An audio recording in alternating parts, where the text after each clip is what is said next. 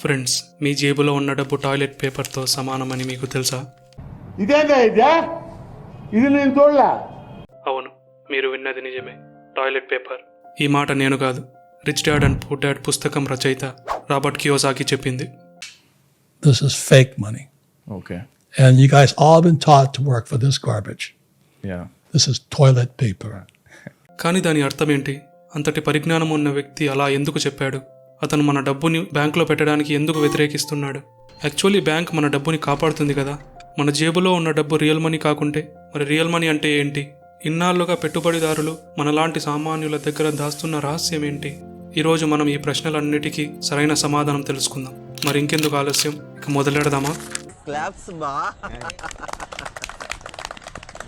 డబ్బు అనే చక్రవ్యూహం గురించి ఇంకా బ్యాంకుల తెలివితేటల గురించి తెలుసుకోబోయే ముందు అసలు డబ్బు అనేది ఎలా వచ్చింది, real money and fake money అంటే ఏంటో తెలుసుకుందాం. ఎన్నో సంవత్సరాల ముందు మనిషి వస్తువులను కొని అమ్మడానికి బార్టర్ సిస్టమ్ అనే ప్రక్రియను అనుసరించేవాడు. అంటే ఏదైనా వస్తువు కొనడానికి తన దగ్గర ఉండే వస్తువుని ఇచ్చి బదులుగా తనకి కావాల్సిన వస్తువు తీసుకునేవాడు. అంటే ఒకవేళ మీ దగ్గర బియ్యం ఉంది అనుకోండి, కానీ మీకు బట్టలు కావాలి. దానికోసం మొదట మీరు బట్టలు బదులుగా బియ్యం కావాల్సిన వ్యక్తిని వెతికి అతని దగ్గర వస్తువుల మార్పిడి చేసుకోవాల్సి వచ్చేది. కానీ ఇలా చేయడం చాలా కష్టంగా ఉండేది. ఎందుకంటే ఇక్కడ రెండు సమస్యలు ఉన్నాయి. మొదటిది, మనకి కావాల్సిన వస్తువు అవతల వ్యక్తి దగ్గర ఉన్నా అతనికి కావాల్సిన వస్తువు మన దగ్గర లేకపోవచ్చు. రెండవది, మన దగ్గర ఉండే వస్తువులు పాడైపోయే ప్రమాదాలు కూడా ఉండొచ్చు. ఈ పరిస్థితులను ఎదుర్కోవడానికి అప్పటి ప్రజలు ఒక వ్యవస్థని తయారు చేశారు. దాన్ని ఉపయోగించి వాళ్ళ వస్తువులను కొని అమ్మడానికి గోల్డ్ మరియు సిల్వర్ నాణ్యాలు ఉపయోగించడం మొదలుపెట్టారు. దీనివల్ల ముందు ఉండే సమస్యలైతే తీరిపోయాయి. ఎందుకంటే గోల్డ్, సిల్వర్ ఎప్పటికీ చెడిపోవు మరియు కాలక్రమేణా దాని యొక్క విలువ పెరుగుతూనే పోతుంది. అందుకే దీన్ని రియల్ మనీ అని కూడా అంటారు. కానీ అప్పుడే కొత్త సమస్యలు రావడం మొదలయ్యాయి. ఇప్పుడు ప్రజల దగ్గర నాణ్యాలు అయితే ఉన్నాయి, కానీ దాన్ని ఒక చోటి నుండి మరొక చోటికి తీసుకువెళ్లడం అస్సలు సాధ్యమయ్యేది కాదు. ఎందుకంటే అవి చాలా బరువుగా ఉండేవి మరియు దారి పొడవునా చాలా దొంగతనాలు జరిగేవి. ఈ పరిస్థితులు ఎప్పుడైతే హద్దు మీరిపోయాయో అప్పుడే అక్కడున్న కొంతమంది తెలివైన జమీందారులు ఒక బ్యాంకింగ్ వ్యవస్థని తయారు చేశారు. వీళ్ళు చాలా తెలివిగా ప్రజలతో వాళ్ళ నాణ్యాలు తీసుకుని వాటిని భద్రపరిచేవాళ్ళు. దాని బదులుగా చిన్న కమిషన్ని చార్జ్ చేసేవాళ్ళు. ఈ మాట విని అక్కడి ప్రజలు, నిజమే కదా, దీనివల్ల మనకి మంచే జరుగుతుంది, దోపిడీదారులతో భయపడే అవసరం ఉండదు అని అనుకొని తమ నాణ్యాలు జమీందారుల దగ్గర జమ చేయడం మొదలుపెట్టారు. దానికి బదులుగా జమీందారులు ఒక కాగితం మీద వాళ్ళు ఇచ్చిన నాణ్యాల విలువను రాసి సంతకం చేసి ఇచ్చేవాళ్ళు. ఆ రసీదు తిరిగి ఇచ్చినప్పుడు వాళ్ళ నాణ్యాలను వాళ్ళకి తిరిగి ఇచ్చేసేవాళ్ళు. ఈ ప్రక్రియ చాలా సింపుల్గా ఉండేది. ఇంకా ఆ అమాయకపు ప్రజలకి కూడా చాలా నచ్చింది. ఎంత నచ్చిందంటే వాళ్ళు వస్తువులను కొని అమ్మడానికి నాణ్యాలు కాకుండా డైరెక్ట్గా ఆ రసీదులతోనే లావాదేవీలు జరిపేవాళ్ళు. ఇది చూసిన జమీందారుల మనసులో ఒక దురాశ పుట్టింది. వాళ్ళ దగ్గర నాణ్యాలు జమ కాకపోయినా వాళ్ళు ఫేక్ రసీదులు తయారు చేయడం మొదలుపెట్టారు. వాళ్ళకి అది చిటికలో పని. ఎందుకంటే వాళ్ళు కొత్త రసీదు తయారు చేయడానికి కేవలం ఒక కాగితం మీద వాళ్ళ సంతకం ఉంటే సరిపోతుంది. వాళ్ళు ఇప్పుడు ఎంతైనా డబ్బుని తయారు చేయొచ్చు. కాబట్టి వాళ్ళు ప్రజల దగ్గర కమిషన్ కూడా తీసుకోవడం ఆపేశారు. బదులుగా వాళ్ళ దగ్గర నాణ్యాలు జమ చేయడానికి వచ్చిన ప్రజలకి వీళ్ళే కొద్దిగా డబ్బు ఇవ్వడం మొదలుపెట్టారు. ఎలాగైతే బ్యాంక్ ఇంట్రెస్ట్ ఇస్తుందని మనం దాని దగ్గర డబ్బులు డిపాజిట్ చేస్తామో అదే విధంగా ఫ్రీగా డబ్బు వస్తుందని ప్రజలు తమంతట తామే జమీందారుల దగ్గర నాణ్యాలు జమ చేయడం మొదలుపెట్టారు. ఇక్కడి నుండే బ్యాంక్స్ మరియు ఫేక్ మనీ అనే కాన్సెప్ట్ మొదలైంది. ఆ తెలివైన జమీందారులే ఇప్పుడు బ్యాంకులో పెద్ద ఆఫీసర్స్గా చలామణి అవుతున్నారు. ఇంకా వాళ్ళ ద్వారా తయారు చేసిన రసీదులు మనం కరెన్సీ నోట్ల రూపంలో వాడుతున్నాం.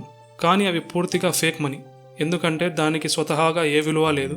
దాని విలువ కేవలం దాని మీద ఉన్న గవర్నమెంట్ స్టాంప్ మరియు ఆర్బీఐ సైన్ వల్లే. ఎప్పుడైతే ఆ రెండు ఇన్వాలిడ్ అయిపోతాయో అవి చిత్తు కాగితాలకి సమానంగా మారిపోతాయి. ఇది మనం 2016 డిమానిటైజేషన్ టైంలో కూడా చూసాం. ఆర్బీఐ కూడా తన దగ్గర ఉండే గోల్డ్, సిల్వర్ మరియు ఫారెన్ రిజర్వ్స్ని దృష్టిలో పెట్టుకొని కరెన్సీని ప్రింట్ చేస్తుంది. కానీ బ్యాంక్స్ 1000 రూపాయలని 10,000 చేసే మార్గాన్ని కనుక్కున్నాయి. మనం బ్యాంకులో 1000 రూపాయలు డిపాజిట్ చేసినప్పుడు ఆర్బీఐ రూల్స్ ప్రకారం 10% అంటే 100 రూపాయలు తన దగ్గరే పెట్టుకొని మిగిలిన 900 రూపాయలు లోన్గా ఇచ్చేస్తుంది. అందులో నుంచి బ్యాంక్ 12% ఇంట్రెస్ట్ రేట్తో 108 రూపాయలు సంపాదిస్తుంది. అందులో నుంచి మనకి 4% ఇంట్రెస్ట్ రేట్తో 40 రూపాయలు ఇచ్చి మిగిలిన అమౌంట్ని ప్రాఫిట్గా తన దగ్గరే పెట్టుకుంటుంది. అదే దాని సంపాదన అని అనుకుంటే మీరు లాకర్లో కాలు వేసినట్టే. ఎందుకంటే ఇందులో సగమే నిజముంది. అసలు కథ దీని తర్వాత మొదలవుతుంది. మీరు బ్యాంకులో 1000 రూపాయలు డిపాజిట్ చేసిన తర్వాత బ్యాంక్ ఆ అమౌంట్లో నుంచి 900 రూపాయలని లోన్గా ఇస్తుంది. ఇప్పుడు మీరు బ్యాంక్ అకౌంట్లో చెక్ చేసుకుంటే మీ అకౌంట్లో 1000 రూపాయలు కనపడుతుంది. అదే సమయంలో లోన్ తీసుకున్న వ్యక్తి అతని అకౌంట్లో చెక్ చేసుకున్న అతనికి 900 రూపాయలు కనపడుతుంది. అంటే ఇప్పుడు మీ ఇద్దరు 1900 రూపాయలని ఖర్చు పెట్టచ్చు అనమాట. కానీ కొద్దిసేపటి ముందు మీరు 1000 రూపాయలు మాత్రమే కదా జమ చేశారు. మరి ఈ 900 రూపాయలు ఎక్కడి నుంచి వచ్చాయి? ఇక్కడే బ్యాంక్స్ తన తెలివితేటల్ని ఉపయోగించి మార్కెట్లో ఎక్స్ట్రా 900 రూపాయలని క్రియేట్ చేసింది. దీన్నే మనం ఫేక్ మనీ అని పిలుస్తున్నాం. ఇది ఇక్కడే ఆగదు. ఎవరైతే లోన్ తీసుకొని ఉంటారో వాళ్ళు కూడా దాన్ని ఖర్చు పెడతారు. అప్పుడు ఆ అమౌంట్ ఒక అకౌంట్లో నుంచి వేరొక అకౌంట్కి వెళ్తుంది. మళ్ళీ బ్యాంక్ ఈ అమౌంట్లో 10% తన దగ్గర పెట్టుకొని 90% లోన్గా ఇస్తుంది. బ్యాంక్ ఇదే ప్రాసెస్ మళ్ళీ రిపీట్ చేసి మార్కెట్లోకి ఎక్స్ట్రా ఫేక్ మనీని పంప్ చేస్తూనే ఉంటుంది. దీనివల్లే కదా మన చేతిలో ఉన్న డబ్బు విలువ రోజు రోజుకి తగ్గిపోతూనే ఉంది. ఇన్ఫ్లేషన్ అంటే వస్తువుల ధరలు పెరిగిపోతూనే ఉన్నాయి.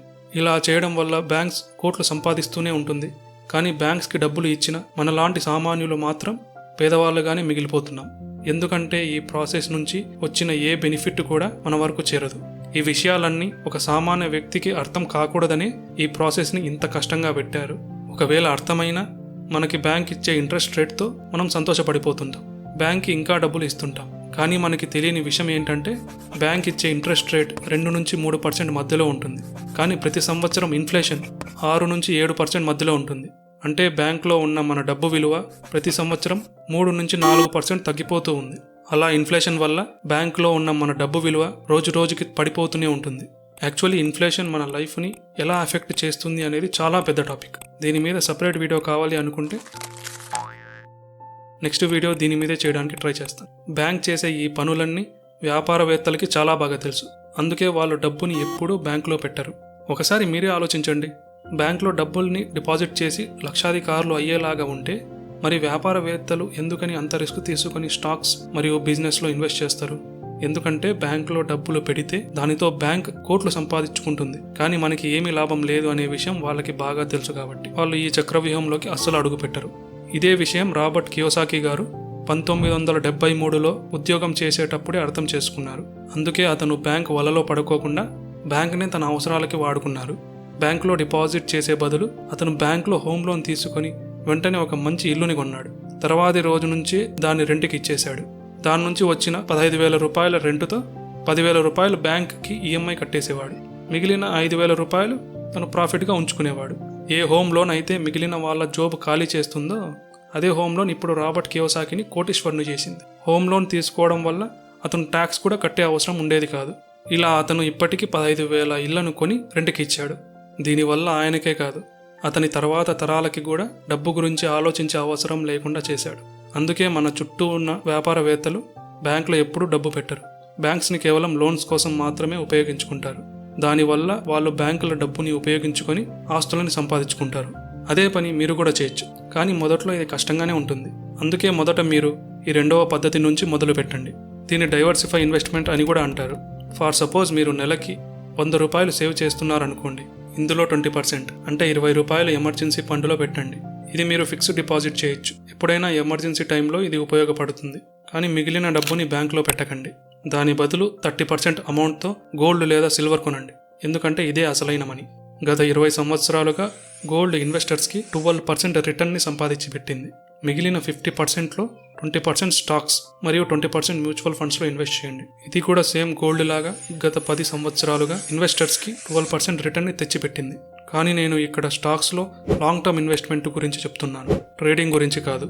ఇంకా మిగిలిన 10%ని మీ లెర్నింగ్స్ కోసం యూస్ చేసుకోండి. ఇంకా ఫైనాన్షియల్లీ స్ట్రాంగ్ అవ్వండి. నేను మీకు గ్యారంటీ ఇస్తాను. ఈ ప్రాసెస్ని కంటిన్యూగా మీరు ఫాలో అయితే 5 సంవత్సరాల లోపు ఈ బ్యాంకుల పద్మవ్యూహం నుంచి ఖచ్చితంగా బయటపడతారు. బ్యాంక్ లోన్ని యూజ్ చేసి ధనవంతులుగా మారడం ఎలాగో తెలుసుకోవాలి అనుకుంటే మీ స్క్రీన్ మీద కనపడుతున్న వీడియోని క్లిక్ చేసి చూడండి. ఇలాంటి ఫైనాన్షియల్ నాలెడ్జ్ వీడియోస్ కోసం ఈ ఛానల్ని సబ్స్క్రైబ్ చేసుకోండి.